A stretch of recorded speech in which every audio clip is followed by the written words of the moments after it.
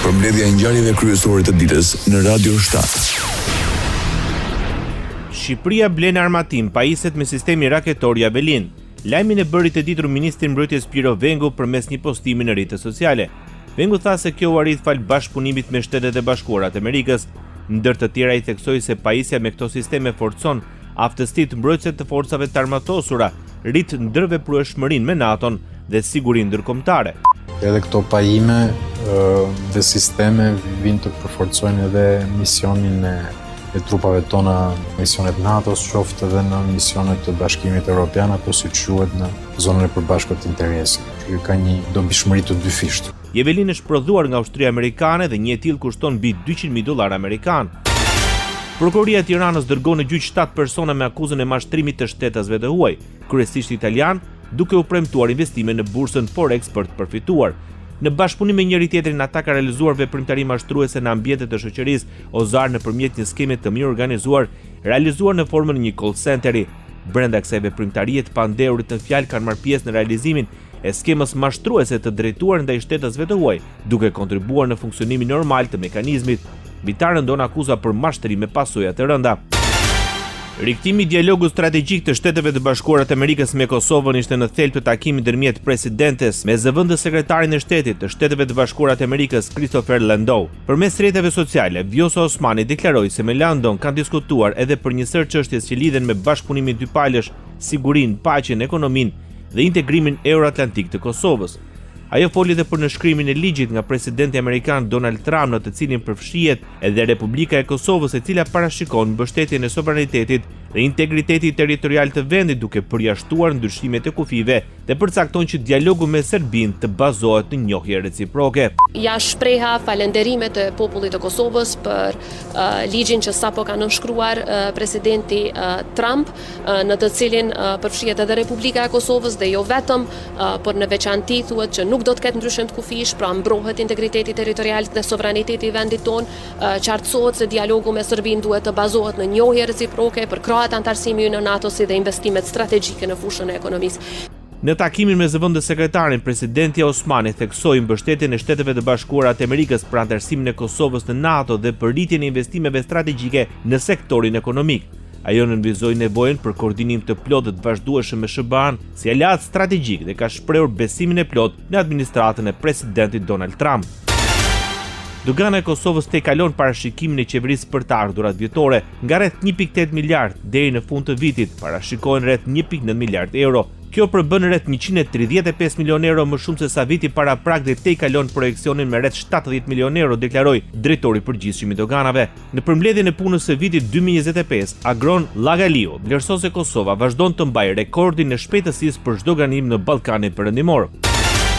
Nga mesdita deri në orën 16 bllokohet qarkullimi i lëvizjes së qytetarëve të Kosovës drejt Serbisë. Ministria e Punëve të Jashtme të Diasporës së Kosovës njofton se më 24 dhjetor segmenti rrugor në fshatin Kastrat të Kurshumlis në Serbi do të jetë i bllokuar nga ora 11:50 deri në orën 15:50 për shkak të aktiviteteve të banorëve lokal. Bllokimet të tjera parashikohen më 27 dhjetor, nga ora 11:52 deri në 18:52 dhe më 3 janar, nga ora 9 deri në mesnatë. Qytetarët këshillojnë të përdorin rrugë alternative dhe të planifikojnë me kohë udhëtimet për të shmangur vonesat dhe pengesat.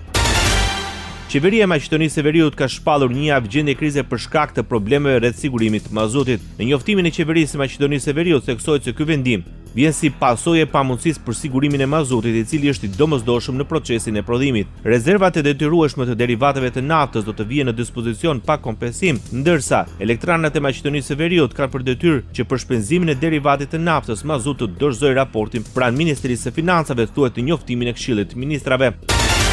Kontributi i opozitës shqiptare në Maqedoninë e Veriut në progresin e çështjeve shqiptare dhe të proceseve integruese euroatlantike ishte në thelb të takimit ndërmjet ministrave për Europën dhe punët e jashtme Elisa Spiropali me kryetarin e Bashkimit Demokratik për Integrim Ali Ahmeti, nën kryetarin Bujar Osmani, si dhe me kryetarin e Aleancës për Shqiptarët Arben Taravari. Shqipëria, tha Spiropali, do të vijojë të mbështesë angazhimin konstruktiv të subjekteve politike shqiptare në pozitë dhe opozitë, veçanërisht në funksion të ruajtjes së stabilitetit, fqinjësisë së mirë dhe përshpejtimit të procesit integrimit të dy vendeve tona.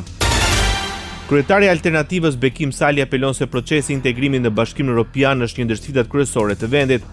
Me përkrajën e miqve tanë ndërkombëtar dhe me ndikimin e presidentes, shpresoj se do t'i parafrojmë qëndrimet me Bullgarinë, deklaroi kryetari i Alternativës. Sipas tij, një Maqedoni e Veriut integruar në Bashkimin Evropian është një garanci për më shumë zhvillim dhe stabilitet në tërë Ballkanin Perëndimor. Kryetari i Bashkimit Demokratik për Integrim, Ali Ahmeti, mblodhi kryesinë e re të partisë, ku u emëruan kryetarët e rinj të degëve. Për Tetov, zotëri Bajram Rexhepi, për Kumanov, zotëri Ridvan Hasani, për Struk, zotëri Faton Pollozhani, Gostivar, zotëri Valdet Xhaferi dhe për degën e Çajirit, zotëri Bujar Osmani. Ndërkaq, në mbledhjen e kryesisë së Bashkimit Demokratik për Integrim u zgjodh dhe zëdhënësja e partisë, e cila do të jetë Arta Bilali Zendeli, ndërsa si këshilltar për marrëdhëniet me Shtetet e Bashkuara të Amerikës të kryetarit të BDI-s u zgjodh Shemsedin Beqiri, ndërsa për drejtor të kabinetit të kryetarit u zgjodh Faton Ahmeti. Bota. Shtetet e Bashkuara kanë vendosur ndalim hyrje për 5 persona për shkak të censurës së supozuar të platformave online amerikane. Departamenti Amerikan i Shtetit deklaron se mes të prekurve janë 2 drejtorë menaxhues të organizatës gjermane Hate Aid, e cila bën fushat kundër abuzimit online. Ndalimi i hyrjes synon gjithashtu ish komisionerin francez të Bashkimit Evropian Thierry Breton, i cili konsiderohet si një nga arkitektët e aktit të shërbimeve digjitale të Bashkimit Evropian, legjislacion që rregullon platformat online. 5 individët kanë udhëhequr përpjekje të organizuara për të detyruar platformat amerikane të censurojnë shtypin dhe pikpamjet amerikane që ata kundërshtojnë, thuhet në deklaratën e Departamentit Amerikan të Shtetit. Ndoqët edicionin informativ të lajmeve në Radio 7, zëri pozitiv i qytetit.